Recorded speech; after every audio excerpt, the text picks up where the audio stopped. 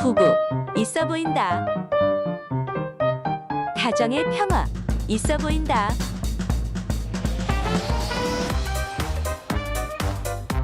여기 결혼 설계도가 있으니까.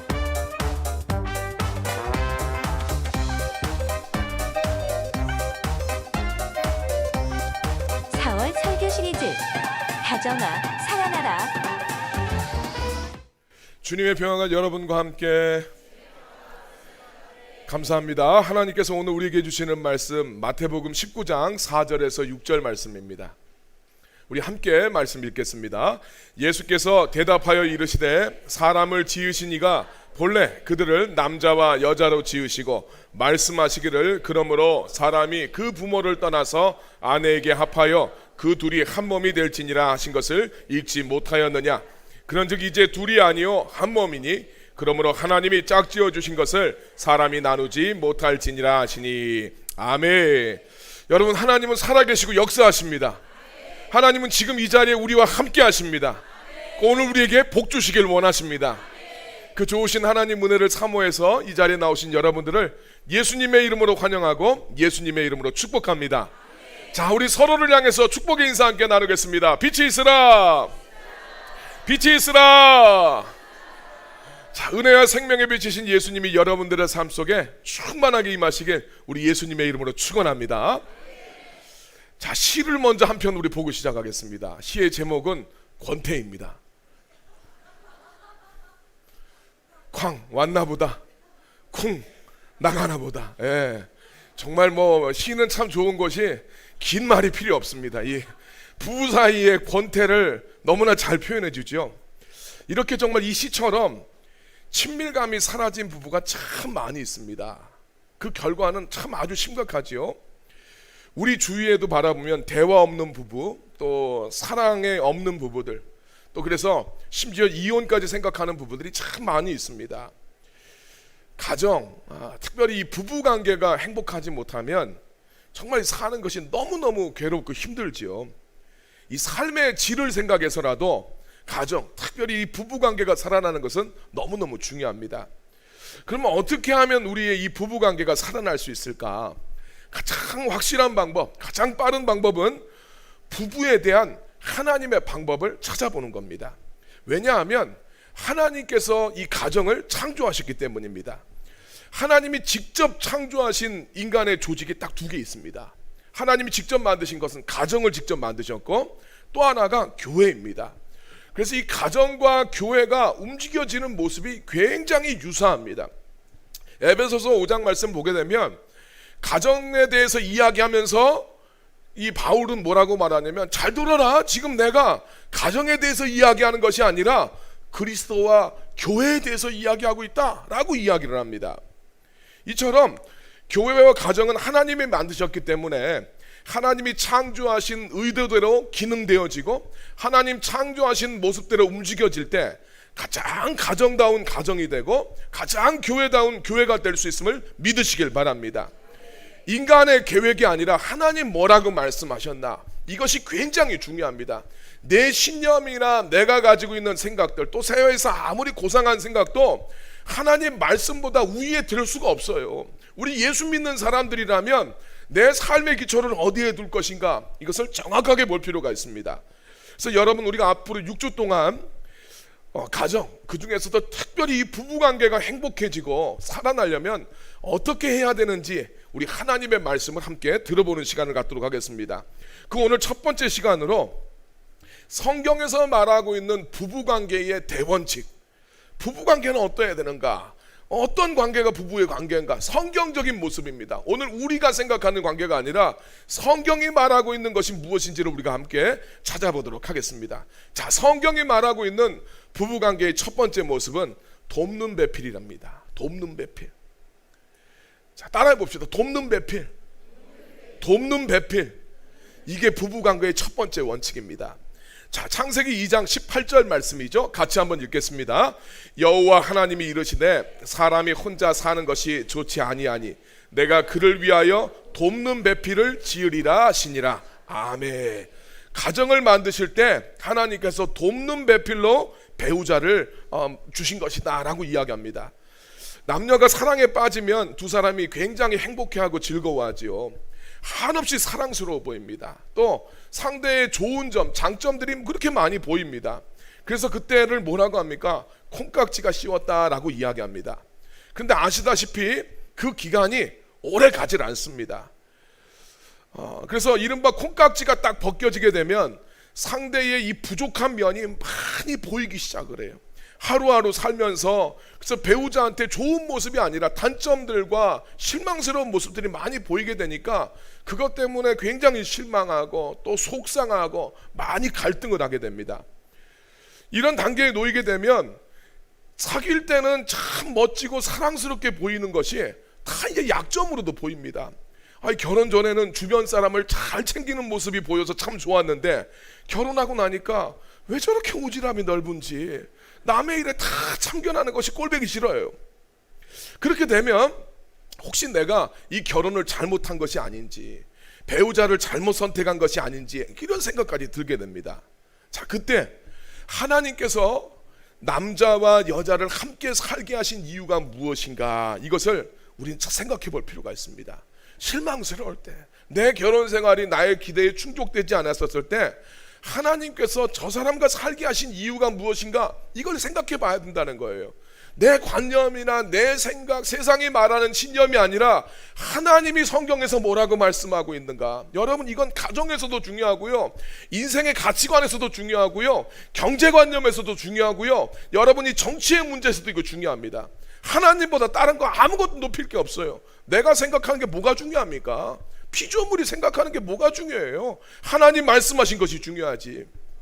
그래서 여러분, 오늘 주님의 말씀을 잘 들으시고 성경이 뭐라고 하고 있는가, 그 첫 번째 이야기가 돕는 배필이에요. 돕는 배필.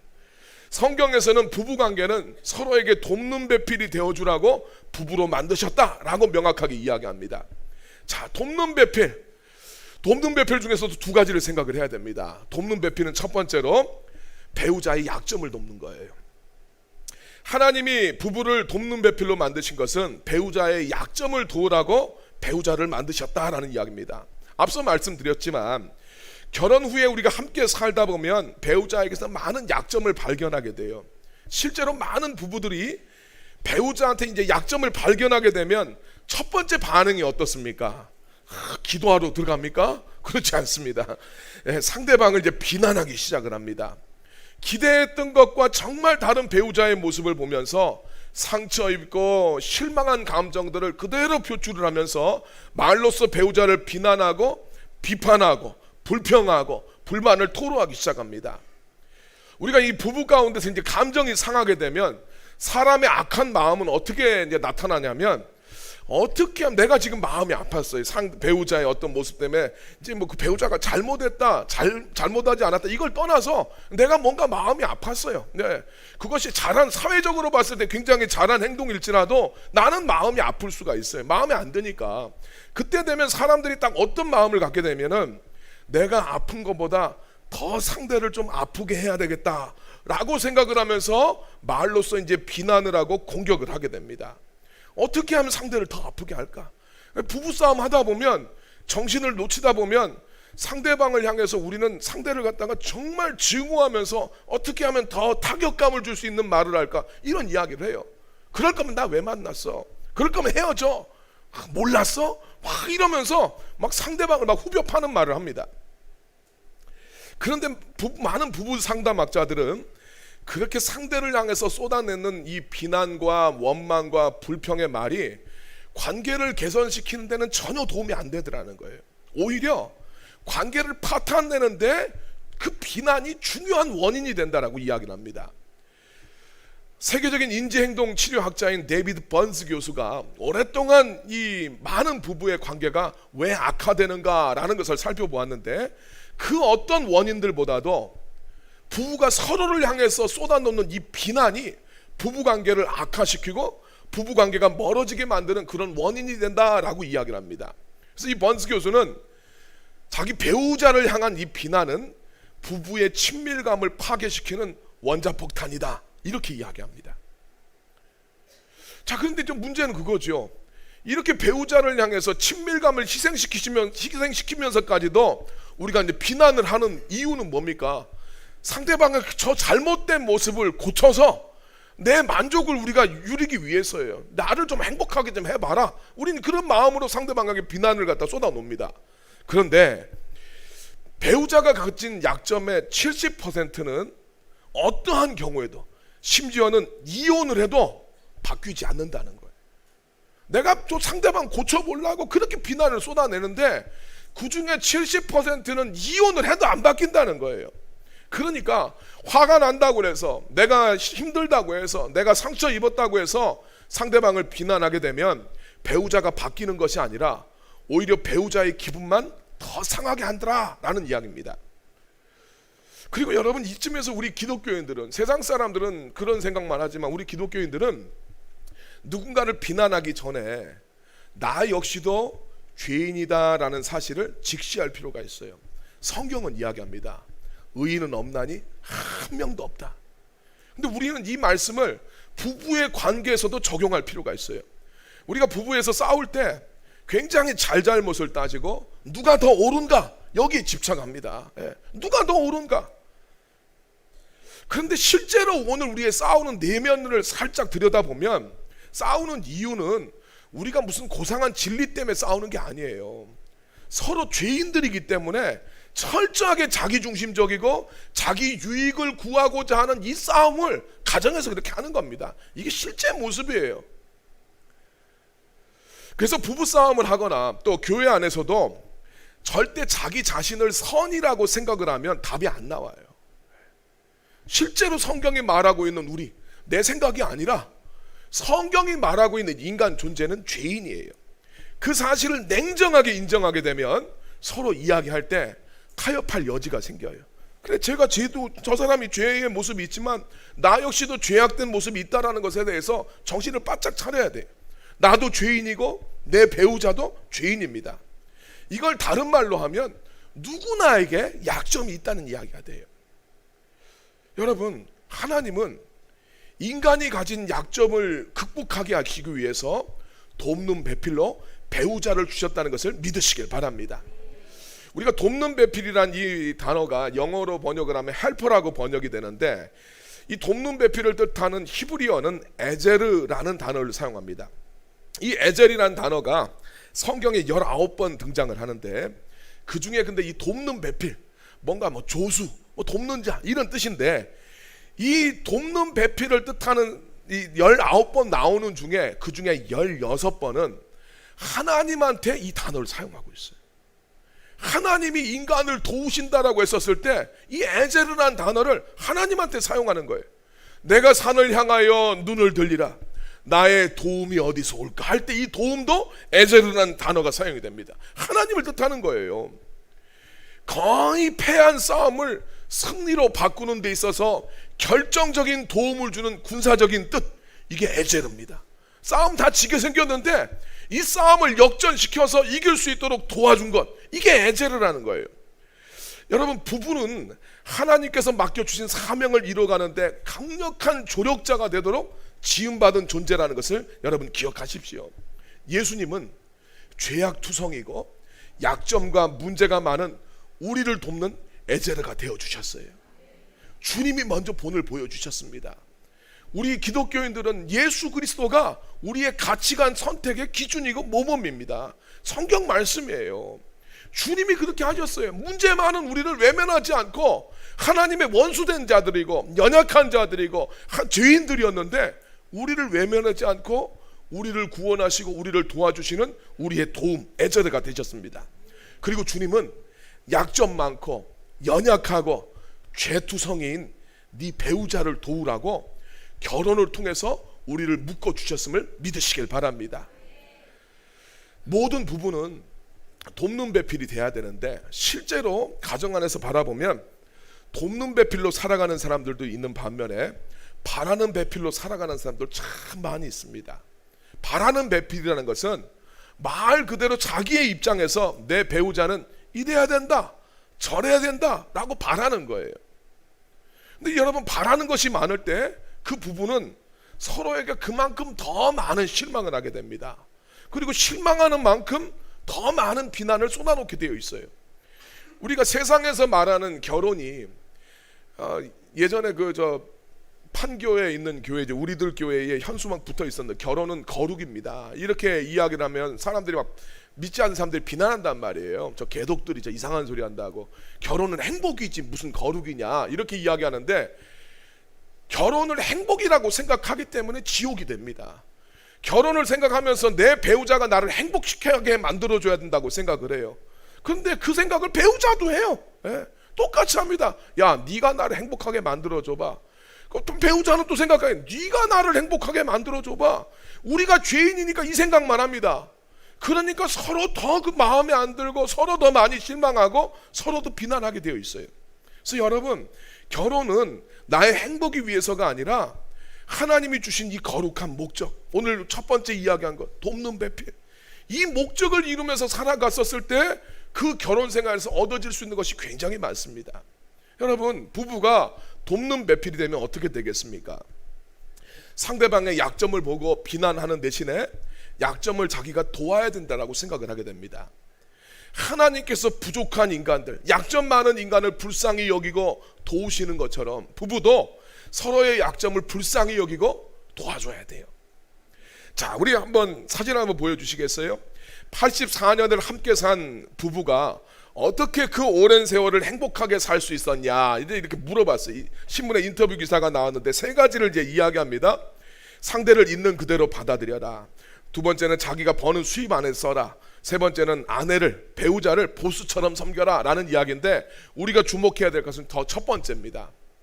상대를 있는 그대로 받아들여라. 돕는 배필이 된다는 것은 약점을 돕는 것이라고 하는데, 약점을 돕는 것은 비난하지 않는 거예요. 내 마음에 안 드는 것을 비난한다고 고쳐지지도 않고 관계만 어그러지더라. 자, 그래서 주님이 나의 에제르가 되셔서 죄인인 나를 용납하신 것처럼 여러분들도 배우자의 에제르가 되셔서 배우자의 약점을 도우시기 바랍니다. 약점을 돕는다는 게 뭐라고요? 비난하지 않는다. 자, 두 번째, 돕는 배필이 된다는 것은 배우자의 강점을 돕는다라는 뜻도 됩니다. 부부는 배우자의 강점보다 약점이 우리 눈에 더 많이 보이죠. 이게 우리 죄 때문에 그래요. 좋은 거, 감사한 건 눈에 안 보이고 내 마음에 안 드는 것만 보입니다. 배우자한테 기대하는 것이 많으니까 약점을 먼저 봅니다. 그러나 정말 행복한 부부 생활을 하기 위해서는 배우자의 강점을 발견할 수 있는 것이 너무나도 중요합니다. 사람은 약점만 있는 게 아니라 강점도 갖고 있어요. 부부도 강점을 찾아주는 것이 이 돕는 배필의 역할입니다. 소설가 조정래 씨의 아내 김초애 씨가 결혼을 하면서 마음속으로 다짐한 게 있대요. 야, 내가 장점만 보자. 저 남자의 장점만 보자. 그 사람의 단점이 보이면 내 단점을 생각하자. 아이, 그랬더니 결혼 생활을 하는 동안에 크게 다툰 적이 없었다라는 거예요. 배우자의 강점을 돕는다라는 이야기는 감사하는 태도하고 일맥상통하는 게 있습니다. 또 오늘 그러죠. 야, 내가 눈을 씻고 봐도 도무지 내 배우자의 강점이 없다 이렇게 말할 수도 있겠지만, 적극적으로 감사한 거리를 찾아보고 표현하는 것이 중요하다는 거예요. 잠언 27장 21절 말씀입니다. 같이 읽겠습니다. 도가니로 은을, 풀무로 금을, 칭찬으로 사람을 단련하느니라. 아멘. 은을 재련하고 금을 재련하는 것 같이 사람을 재련하는 것, 사람을 다듬는 게 뭐냐? 칭찬이라는 거예요. 비난만 하면 관계가 망가질 뿐이지만 정말 칭찬해주고 감사를 표현하면 배우자는 더 잘해야 되겠다라고 마음을 먹는다는 거예요. 세계적인 부부 상담 전문가죠. 이 가트만 박사가 30대 초반에 자기가 이혼을 하고 자기의 이 불행했던 결혼 생활이 계기가 되어서 부부 관계를 연구하게 되었어요. 이분 이제 사진 보니까 유대인 같더라고요. 수십 년 연구한 끝에 행복한 부부가 되는 가장 중요한 비밀을 발견하게 되는데, 오늘 그게 이겁니다. 화면 한번 보여주십시오. Small things often. 작은 거를 자주 해라. 작은 거를 자주 해라. Small things often. 배우자의 작은 칭찬거리를 찾아서 자꾸 말해주라는 거예요. 부부 가운데에는 정서 통장이라는 것이 있습니다. 긍정적인 말, 좋은 말, 칭찬의 이야기, 사랑의 표현을 하면 정서통장의 잔고가 자꾸 쌓이게 됩니다. 그런데 부정적인 말, 비난, 불평을 하게 되면 부부 사이에 이 정서통장의 잔고가 점점 마이너스가 됩니다. 그래서 이게 이제 점점 마이너스가 되면 이제 관계가 파탄나 버리는 거예요.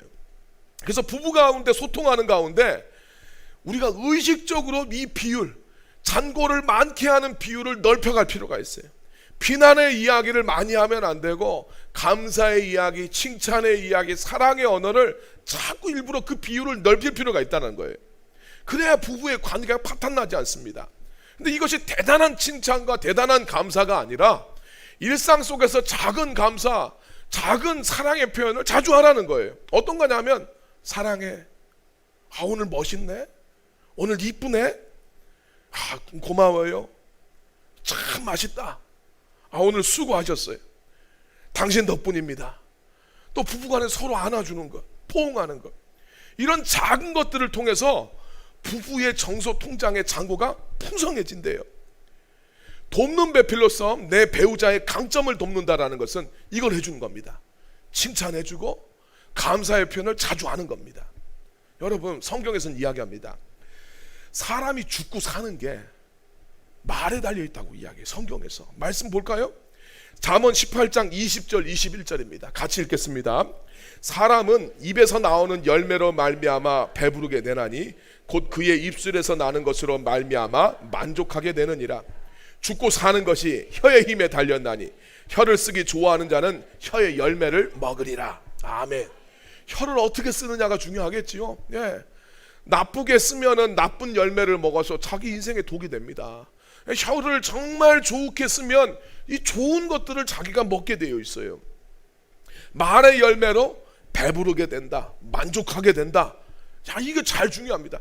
우리는 어떤 상대방의 어떤 모습에 대해서 거기에 따라서 우리는 만족과 배부름이 나온다고 생각하는데 성경에서는 네가 하는 말로, 네가 하는 말로 네가 배부르게 되고 만족하게 된다. 그리고 죽고 사는 게 거기 달려있다. 우리 사는 것뿐만 아니라 가정이 사느냐 죽느냐도 말에 달려있다. 그 말씀하고 있어요. 여러분, 비난 대신 이쁜 말, 칭찬의 말, 감사의 말, 포옹 같은 것을 실천하시길 바랍니다. 중요한 것은 여러분, 이건 돈도 안 들어요. 예, 얼마나 좋습니까? 돈도 안 들어요. 행복한 결혼생활 여러분 돕는 배필로 사시길 바랍니다. 자, 두 번째, 배우자와의 관계 우선순위를 둬야 됩니다. 결혼을 하면 다른 관계가 아니라 배우자와 나의 관계에 우선순위를 둬야 됩니다. 창세기 2장 24절 말씀입니다. 같이 읽겠습니다. 이러므로 남자가 부모를 떠나 그의 아내와 합하여 둘이 한 몸을 이룰지로다. 아멘. 결혼을 하게 되면 남자나 여자나 자기 부모를 떠나서 자기 배우자와 한 몸이 되었다라는 것을 딱 인식을 해야 됩니다. 성경을 보면 하나님이 부모 공경을 얼마나 중요하게 강조를 하십니까? 약속 있는 첫 번째 계명이 부모 공경이라고 말할 만큼 아주 중요한 계명이지만 결혼을 하게 되면 기억해야 될 것은 부모를 공경하는 이 공경을 하면서도 관계의 우선순위는 내 배우자가 돼야 된다는 거예요. 결혼 후에도 부모를 공경하는 것은 당연하지만 관계의 우선순위가 바뀌어져야 된다. 이게 하나님이 디자인하신 결혼 생활에서 굉장히 중요한 부분입니다. 근데 만약에 결혼한 후에도 부모를 떠나지 못한다면 이런 모습이 됩니다. 사진 한번 보여주십시오. 예, 한 침대 위에 6명이 누워 자게 됩니다. 예, 친가 쪽에 부모님, 예, 처가 쪽에 부모님, 6명이 한 침대에 누워 있으면 얼마나 불편하겠습니까? 부모가 자녀를 이렇게 떠나 보내주지 않고 계속해서 영향력을 행사하게 되면 부부의 관계는 많은 어려움을 겪게 됩니다. 이게 한국의 부부의 많은 갈등의 원인이 되고 있죠. 우리나라는 유교 전통이 강하다 보니까 오랫동안 친밀한 부부에 대한 가르침은 별로 없고 부모를 공경하는 것에 대한 가르침만이 많이 있었어요. 오히려 부부가 친하면 좀 팔불출이다, 뭐 이렇게 이제 보는 시각도 있었습니다. 그러나 성경에서는 부모를 떠나서 자기 배우자와 합하라고 이야기하고 있어요. 부모를 떠나는 것만이 아니라 배우자와 한 몸, 바디가 돼야 된다라고 말씀합니다. 이 한 몸이 된다는 것은 굉장히 강한 표현이에요. 부부가 정서적으로나 육체적으로나 한 몸이 돼야 된다는 거예요. 그래서 결혼한 부부는 그 누구와 어떤 관계보다도 내 배우자와의 관계에 우선순위를 둬야 됩니다. 거기에 친구나 취미나 일이나 부모나 심지어는 여러분 자녀도 거기 끼어들면 안 돼요. 잘 기억을 해야 됩니다. 우리 젊은 엄마들이 자녀들이 이제 막 나왔었을 때 엄마들의 관심은 다 자녀한테 쏟죠. 네. 그래서 잠도 제대로 못 자면서 아이들한테 다 쏟습니다. 근데 그때 남편에 대해서 굉장히 소홀할 수 있어요. 네. 남편을 챙기지도 못하고 남편이 또 그런 자기가 자녀 챙기는 것을 이해해주지 못하고 섭섭함을 표현하면 저 인간은 저건 왜 저밖에 모르나, 네. 애를 신경 써야지 이런 생각을 한단 말이에요. 근데 그렇지 않다는 거예요. 부부의 관계에 우선순위를 둬야 돼요. 이걸 잘 생각하셔야 됩니다. 그래서 많은 사람들이 그 외도하게 되는 때가 그때라잖아요. 예. 여자들이 아이들 키운다고 양육할 때 그때 남자를 딴 생각한다는 거예요. 자, 때때로 우리 한국 사회에서 이런 말씀을 실천하는데 부모들이 방해가 될 수 있는데 이렇게 되면 배우자가 굉장히 힘들어지는 상황에 놓이게 됩니다. 이때 부모의 지나친 간섭으로 인해서 내 배우자가 힘들게 되었었을 때 그때 배우자의 마음을 잘 공감해주고 위로해줄 필요가 있습니다. 당신 참 힘들었겠다. 예. 근데 그 위로해주는 부모도, 위로해주는 배우자도 사실은 힘들어요. 가운데서 어쩔 줄 몰라 하고 참 힘들어합니다. 근데 그때 그래도 하여튼 위로를 해주고 공감을 해줘야 되지, 도리어 배우자를 공격하거나 부모님의 입장을 대신해서 설득하려고 하면 배우자의 마음의 문이 닫힌다는 거예요. 오히려 공감을 해주고 위로를 해주면 배우자는 더 부모한테 잘하려고 하는 그런 마음을 갖는다는 거예요. 여러분, 결혼했으면 부부 관계에 우선순위를 둬야 된다. 꼭 기억하시고, 이것이 부부 관계의 대원칙 두 번째입니다. 결혼했으면 부부 관계에 우선순위를 둬라. 세 번째입니다. 아내를 사랑하고 남편을 존경해라. 너무 당연한 소리죠. 예. 아내를 사랑하고 남편을 존경해라. 자, 에베소서 5장 33절 말씀입니다. 같이 한번 읽겠습니다. 그러나 너희도 각각 자기 아내 사랑하기를 자신같이 하고 아내도 자기 남편을 존경하라. 아멘. 성경에 보면, 영어 성경에는 남편은 아내를 must love 해라 이렇게 이야기합니다. 또 아내에게는 남편을 must respect 해라 이렇게 이야기합니다. must 강력 표현이죠. 네. 무조건 사랑해라, 무조건 존경해라 이렇게 이야기합니다. 이런 말씀을 들으면 이쁜 짓을 해야 사랑을 하지, 존경받을 짓을 해야 존경하지 이렇게 생각을 합니다.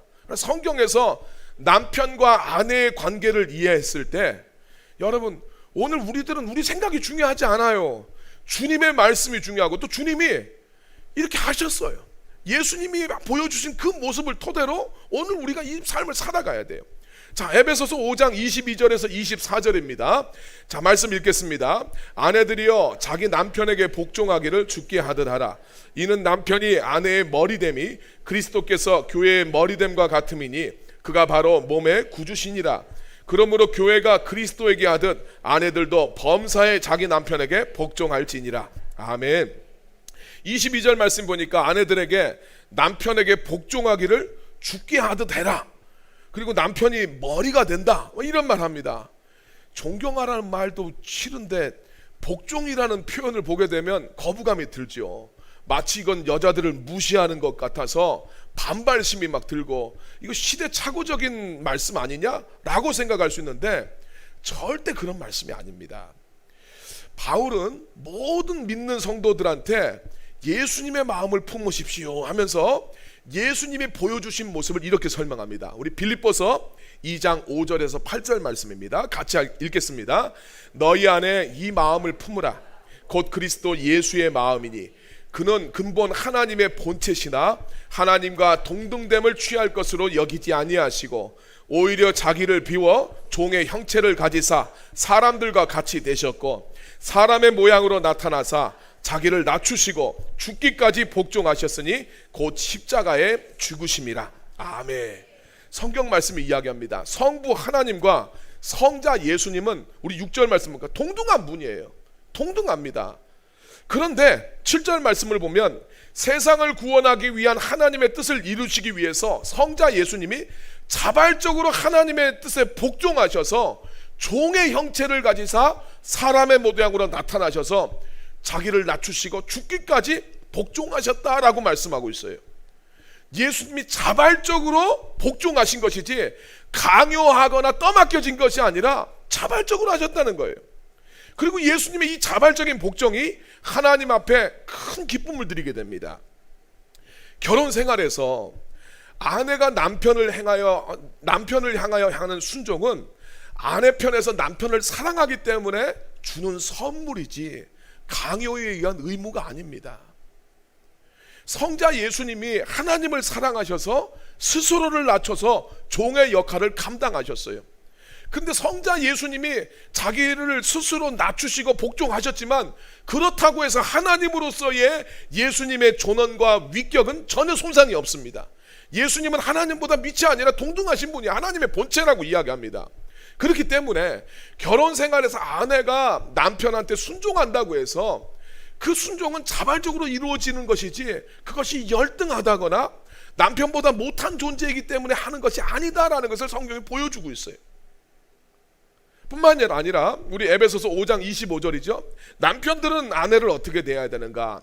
같이 말씀 읽겠습니다. 남편들아 아내 사랑하기를 그리스도께서 교회를 사랑하시고 그 교회를 위하여 자신을 주심과 같이 하라. 아멘. 남편들은 아내를 사랑할 때 예수님이 교회를 얻기 위해서 어떻게 하십니까?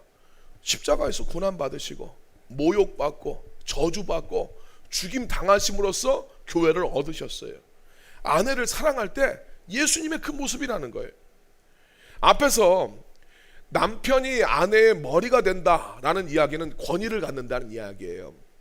이 말이 기분 나쁘게 들릴 수 있지만 이 머리된 남편의 권위를 예수님이 어떻게 설명하셨는가를 보면 이 기분 나쁠 문제가 아니에요. 예수님은 우리의 머리가 되시고 우리의 권위자가 되어주십니다. 근데 예수님의 머리됨, 예수님의 권위는 세상에서 우리가 인식하고 있는 머리됨이나 권위하고는 전혀 다른 모습입니다. 세상에서 더 높은 지위를 갖는 사람들, 권위를 갖는 사람들은 온갖 특전과 특혜가 주어지는 것을 우리는 흔히 많이 보게 됩니다.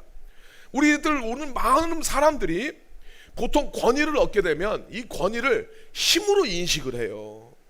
그래서 자기가 의도하는 대로 이 힘을 쓰고 싶어 하는 게 인간의 마음입니다. 이건 국가 권력 안에서도 우리가 많이 보게 돼요. 대통령이라는 권위가 주어졌을 때 그 권위는 섬기라고 주어진 것인데 자기 힘으로 생각을 하는 거예요. 이 직장 안에서도 이거 이루어질 뿐만 아니라 가정에서도 남편의 권위 되면 나의 남편인데 내 뜻대로 해. 이것이 아니라는 이야기예요. 교회에서도 직분이 주어졌을 때 권위가 함께 주어지는데 권위를 힘으로 인식을 하면 큰일 나게 됩니다. 내 힘, 내 영향력, 이걸 내가 원하는 방식대로 사용하는 것, 이게 권위가 아니에요. 그러니까 우리가 머리 된다라고 하는 말에 대해서 기분 나쁘게 생각을 하는데 주님은 전혀 그런 모습이 아니었습니다. 예수님은 우리의 머리가 되시지만 돌아가시기 전날 밤 제자들의 발을 씻어주심으로써 권위와 머리됨이 어떤 것인가를 보여주셨어요. 제자들의 발을 씻어주시는 거예요. 사랑의 섬김의 모습이 예수님이 보여주신 머리됨이고 그 권위입니다. 예수님은 뿐만 아니라 하나님 나라에서 큰 자, 머리된 자는 섬기는 자가 되어야 되고 모든 사람의 종이 되어야 된다라고 말씀하셨습니다. 마가복음 10장 42절에서 44절입니다. 같이 읽겠습니다. 예수께서 불러다가 이르시되 이방인의 집권자들이 그들을 임의로 주관하고 그 고관들이 그들에게 권세를 부리는 줄을 너희가 알거니와 너희 중에는 그렇지 않을지니 너희 중에 누구든지 크고자 하는 자는 너희를 섬기는 자가 되고 너희 중에 누구든지 으뜸이 되고자 하는 자는 모든 사람의 종이 되어야 하리라. 아멘. 세상에 권세 가진 사람들은 자기 마음대로 자기 이익을 위해 살아가지만 너희들 예수 믿는 사람들, 너희들 하나님 섬기는 사람들, 그런 사람들은 큰 자가, 권위 있는 자가 섬기는 자가 되고 으뜸이 되는 자, 머리 된 자가 모든 사람의 종이 되어야 된다라고 말씀하십니다. 예수님이 이 말씀대로 본인이 하나님이셨어요. 피조물하고 비교할 수 없는 하나님이시지만 인간을 위해서 사랑으로 섬기는 자가 되셔서 죽음까지도 감당을 하셨어요. 이것이 교회에서의 직분의 모습이에요.